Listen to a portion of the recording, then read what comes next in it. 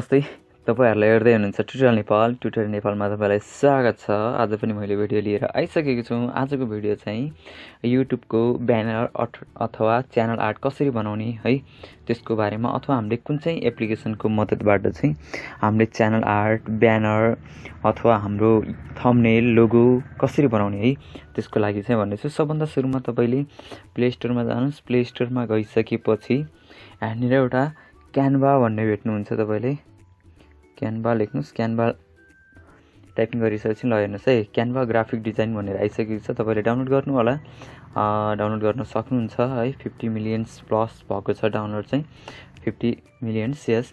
अनि त्यसपछि डाउनलोड गर्नु होला। डाउनलोड गरिसकेपछि इन्स्टल हुन्छ। मैले चाहिँ अहिले डाइरेक्टली यसलाई ओपन गर्ने छु है।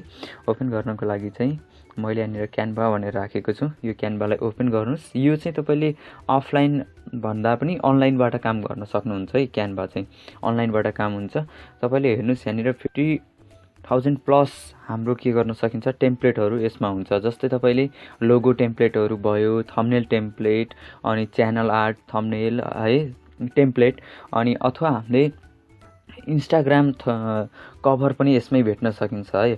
त्यसको लागि चाहिँ तपाईले क्यानभालाई डाउनलोड गर्नुपर्ने हुन्छ।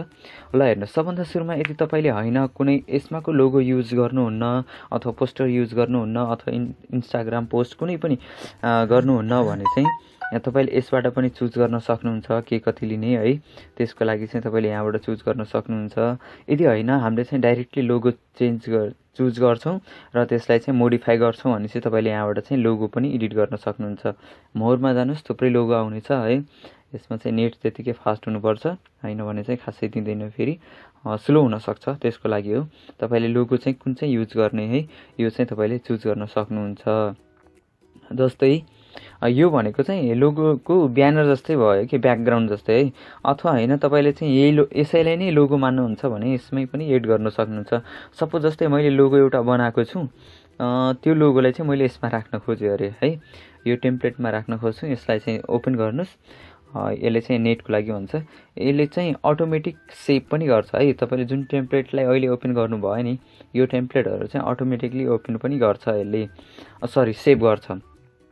र मेरो यसमा चाहिँ अलिकति नेट स्लो छ, मैले चाहिँ डाटाबाट चलाइरहेको छु है। मैले लोगो अगाडि नै क्रिएट गरेको छु, जस्ट यसमा राख्नको लागि मात्र मैले युज गरेको। जस्तै मैले यस्तो केही पनि राख्दैन रे। सपोज ल मैले यसलाई डिलिट गरेँ लेखेको कुरालाई है। यसले पनि मैले सन्डे मार्केटलाई पनि डिलिट गर्छु है। मैले चाहिँ नेक्स्ट राख्न खोज्छु, सरी स्ट्रिक्टली माथिको गएछ, यसलाई डिलिट गरेँ। ल यसलाई चाहिँ हामीले लेख्न सकिन्छ यसमा भएको कुरालाई। जस्तै यसमै डबल ट्याप गरौँ अथवा हामीले यस्तो गर्दा नि हुन्छ। यो चाहिँ एउटैमा ल आयो, यसमा डबल क्लिक गरेको। अनि त्यसपछि मैले चाहिँ यसमा स्ट्याटस क्रिएसन राख्ने छु।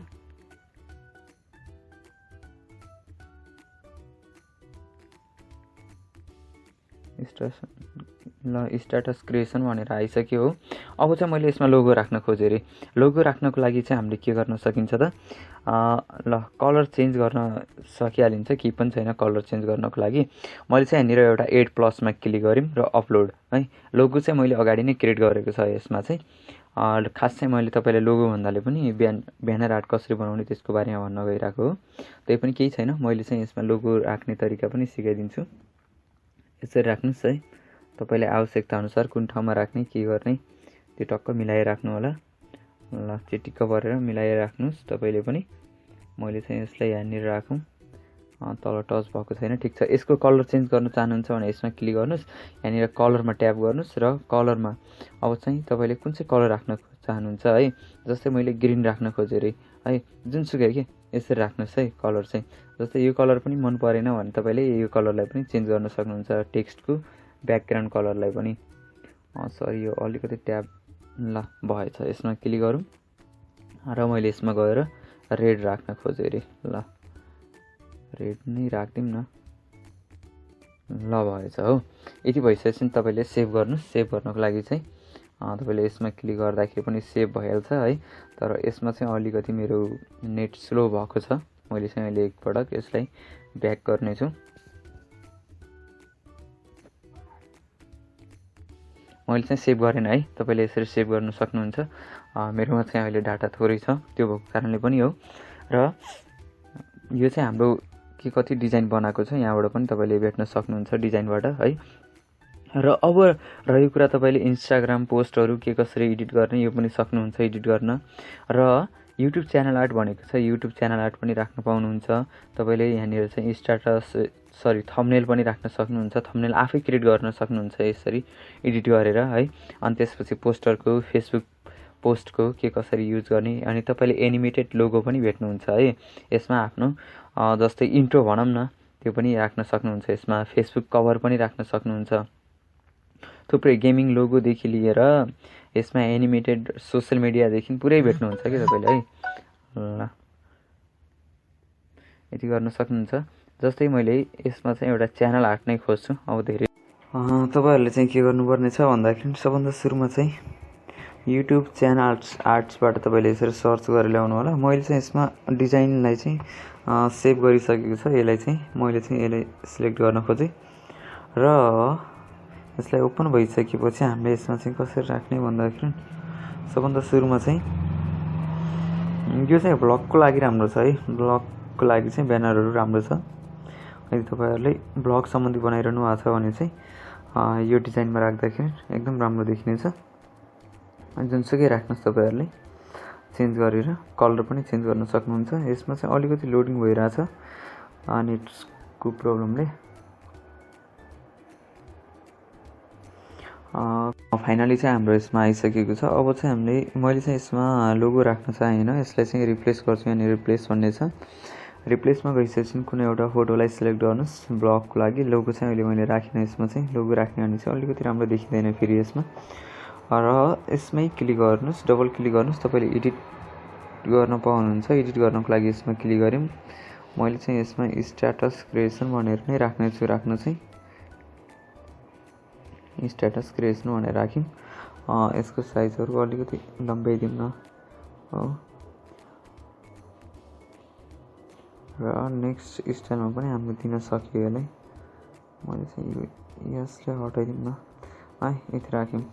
र अब चाहिँ हाम्रो नेक्स्टलाई चाहिँ बाहिर सिलेक्ट गर्नुहोस्। यसलाई जुम गरेर पनि सक्नुहुन्छ। अब चाहिँ हामीले यो लेखेको कुरालाई हटाउनु पर्छ है। यसलाई सिलेक्ट गर्नुपर्छ। यसलाई सिलेक्ट गर्नको लागि एकपटक अन ग्रुप गर्नुहोस्। अब चाहिँ हामीले यसलाई हटाउन सजिलो हुन्छ। डबल क्लिक गरौँ, अन ग्रुप ग्रुप भएको छ।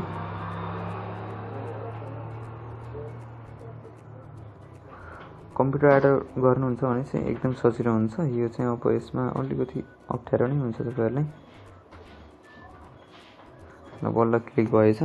यसमा चाहिँ मैले काइन मास्टर भनेर राख्यौँ। काइन मास्टर स्ट्याटस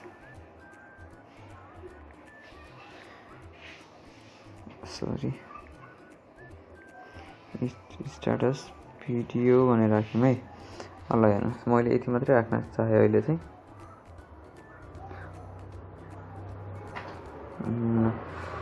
यति भइसकेपछि अब हामीले यसलाई सेभ गर्नको लागि चाहिँ यसमा क्लिक गर्नुहोस्, सेभ हुनेछ। तपाईँहरूले पनि यसरी बनाउन सक्नुहुन्छ आफ्नो एनिमेटेड लोगो प्लस अनि त्यसपछि च्यानल ब्यानर अनि त्यसपछि गएर तपाईँले थम्बनेलहरू राख्न सक्नुहुन्छ। आजको लागि चाहिँ यति नै। नेक्स्ट टाइममा तपाईँहरूलाई लोगो क्रिएट गर्न सिकाउने छु।